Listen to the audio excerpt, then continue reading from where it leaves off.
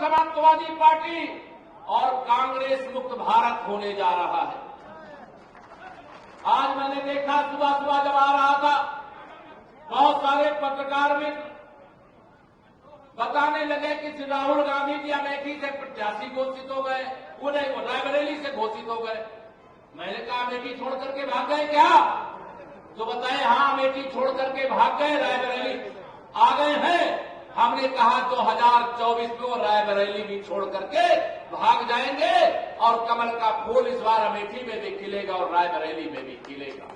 मेरे भाई बहनों, 2024 की लोकसभा चुनाव में एक तरफ भ्रष्टाचार के दलदल में डूबा हुआ विपक्षी गठबंधन है, दूसरी तरफ माननीय नरेंद्र मोदी जी के नेतृत्व में भारतीय जनता पार्टी का गठबंधन है। एक देश के अंदर पूरे नारा लग रहा है 4 जून को 4 बजे 400 पार, फिर एक बार प्रचंड बहुमत की मोदी सरकार। इस लक्ष्य को लेकर के आप सबको मैं आह्वान करना चाहता हूं। करण भूषण जी को आदरणीय ब्रजभूषण जी भी रिकॉर्ड वोटों से जीतते, लेकिन परिस्थितियों के कारण उन्होंने अपने युवा पुत्र को यहां से सांसद बनाने के लिए पार्टी के आदेश से जो फैसला हुआ है उसका सब लोग ताली बजा करके स्वागत करिए। और करण भूषण जी, क्योंकि उनकी आयु अभी कम भी है, इसलिए आप सब उनको अपना आशीर्वाद दीजिए। यहाँ पूज्य संत भी आशीर्वाद देने के लिए आए हैं, आकर के परम आनंद हो रहा है। लेकिन मैं आप सबको कहना चाहता हूं, ये सपा और कांग्रेस का यूपी में गठबंधन है। इन्होंने 2017 में भी गठबंधन किया था विधानसभा के चुनाव में।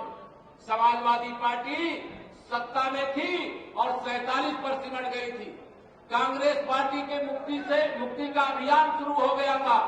2024 में ये फिर गठबंधन करके आए हैं और एक देश के पूरे देश के अंदर एक दुष्प्रचार कर रहे हैं कि अगर माननीय नरेंद्र मोदी जी 400 सांसदों के साथ देश के प्रधानमंत्री बन जाएंगे तो संविधान खतरे में पड़ जाएगा, लोकतंत्र खतरे में पड़ जाएगा।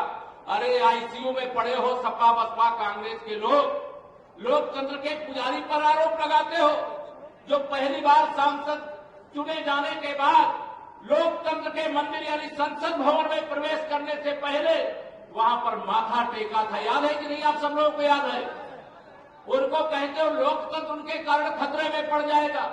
उन्होंने कहा आज से मेरा एक ही प्रधानमंत्री के रूप में धर्म ग्रंथ है, जो बाबा साहब भीमराव अम्बेडकर जी का लिखा हुआ संविधान है, वही मेरा धर्म ग्रंथ है। उसमें एक एक लाइन जो लिखी है वही मेरे लिए श्री रामचरितमानस की तरह चौपाई है, गीता की तरह उपदेश है और देश की सेवा करने का संकल्प है।